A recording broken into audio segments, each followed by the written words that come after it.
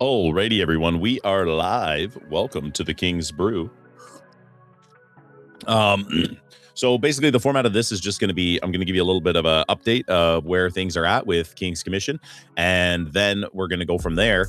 And we can have chats if people are on the call and hang out, or we can not do that as well. Whatever is making sense for the day. So first things first. Basically, the grand vision of the King's Commission is to see every single person on the planet at least know what the gospel is, even if they don't believe it.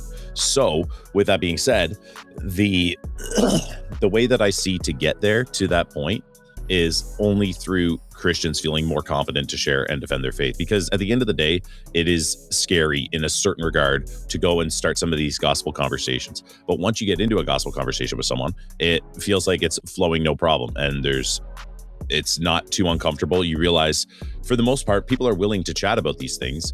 And most people you talk to have gone through life and haven't really had deep conversations about much of anything in a long time. And they're kind of hungry for it.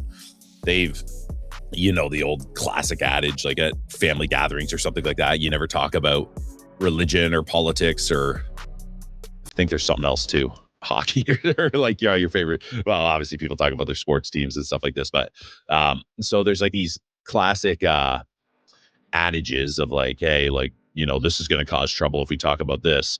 So people don't actually end up too often in conversations that kind of would force them to think a bit more clearly through some of these topics. And in light of that, when you get into some of these conversations, you realize, oh, people are actually hungry to learn about this stuff and think through it. There's like, you'll think that everyone's just radically hostile to the truth of the gospel, but in Western society, people are willing to have a lot of conversations. And so if we can get the hope is 1 million Christians trained up on trigger tracks, which would be insane. So 1 million Christians trained up on trigger tracks, that would be like just the basic trigger tracks at minimum, which is like how to defend the Bible and the resurrection. Because if the Bible's true and the resurrection happened, then every other worldview has a serious problem. So if you just know how to handle some of the most basic objections, like, oh, the Bible's full of contradictions, or the Bible was written by men, you can't even trust that we have the right original Bible anymore. Like, if you know how to handle some of those objections, then you're going to feel a lot more confident stepping into these conversations. Or someone says like, oh, the body was stolen, or Jesus never existed. You go, okay, how do I combat this? What do I say? And when you have mastered some of the responses to that, then okay, look, the Bible's true, the resurrection happened. Every other worldview's got some serious explaining to do at minimum, right? Like so basically something like the resurrection, right? Like, no even secular historian worth their salt would even deny that Jesus existed, was crucified under the reign of Pontius Pilate, and something wild happened that turned scared and afraid disciples into bold and confident ambassadors for Christ, in a way that they were proclaiming that in the exact city where Jesus was crucified, they were proclaiming, oh, he is risen here. So something happened there for that to be the case. Now, if you know that and you're well aware of that, you feel a lot more confident entering into some of these conversations, because someone like take Islam, for example, they, in their documents, I forget the exact surah Nisa 5:18 or something like this. They basically deny that Jesus was ever crucified. It just was made to appear that way. And it's like, okay, if you can go, well, look, your book here disagrees with basically all modern scholarship on the topic. Everyone says like Jesus was definitely like lived and was crucified. So when you know a bit of this information, you feel a lot more confident in proclaiming it. And that's the whole purpose of these trigger tracks. And so if you don't know what a trigger track is, it's basically just a quick response to a common objection to Christianity, the Bible, the resurrection. Or I'm actually making a whole slew of different ones on atheists, Jehovah's Witnessism, everything, where you just are able to memorize a quick little response to a common objection. So in light of that, like, if you go on your phone right now to Apple or Spotify or YouTube Music or Amazon Music, wherever you listen to music, you should be able to go on there and find King's Commission Trigger Tracks, which is, is in the picture here? Yeah, right there. Boom, that guy. That's the album right there. King's Commission Trigger Tracks. You go on there and listen to that album, then next thing you know, you've memorized just by listening to music. You're on your drive, your work, you listen to music. You've memorized key responses to common objections to Christianity. So the hope is if we get 1 million Christians trained on this, they're feeling a bit more confident to share their faith. Next thing you know, they share their faith with like 3, 4 people. Like in basically like 10 years, the whole planet knows the gospel.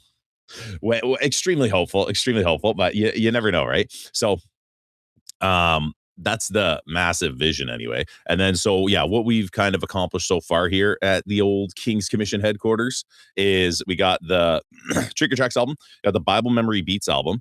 That one is on that one should be pretty much everywhere you listen to music. I don't know, it's not on Apple right now. I'm working on that. Something, yeah, I got to work on that. But that album has like 7 or 8 like songs and then like a few alterations of those songs, so like a different style or format or whatever, that will help you memorize massive chunks of the Bible that defend the deity of Christ. So this will help you in gospel conversations with like Jews, Muslims, Jehovah's Witnesses, Mormons. If you know how to defend the deity of Jesus from the scriptures, then you can, and like from the Old Testament and New Testament, you'll be able to go and explain to people like, no, Jesus is definitely the Son of God and actually is God. So that's a kind of neat resource in that regard. And then obviously, yeah, we got the Trigger Tracks book. We did some metal albums for fun. That was wild. And then right there, we got these are printable gospel tracks. So if you get like the Confident Christian Ambassador bundle or something like that, I forget. There's a few different places where you get this, but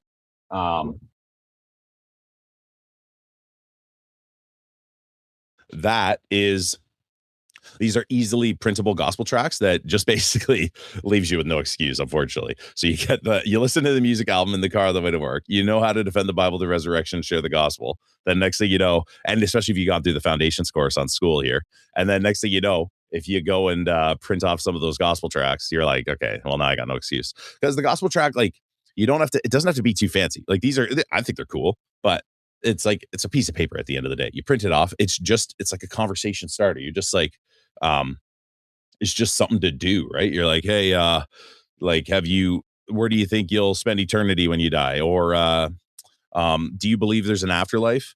Like, hey, we're out here just asking some questions today. We just want to know where people's stances are on this topic here. Do you think there's an afterlife? And it's like so curious, right? You just when you come at the topic from a point of curiosity, you're just interested what the other person believes. It kind of breaks down a lot of defenses, and you can really get into some conversation there. So that's kind of the deal of what we got going on with King's Commission here. What I'm working on right now is King's Commission shop. I got to get that dialed in.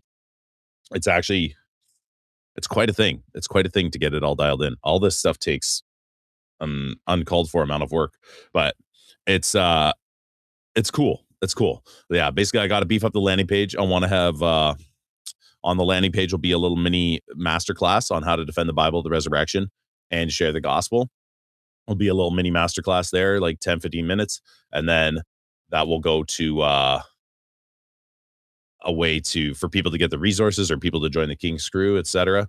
But setting all that up and all the different flows and everything like this is it's a task, but it's good. So once I get all those things set up, I really want to start beefing up the podcast a bit more and getting a lot more episodes out, just to encourage you throughout the day and so forth. But for now, I think we'll leave it there. No one's really on the call or whatnot. These calls, I'm going to do them bi-weekly, just a little update of where we're at, where we're going. And if you want to hop on, ask any evangelism questions or hang out, that is totally cool. Let me see if I can get this popping.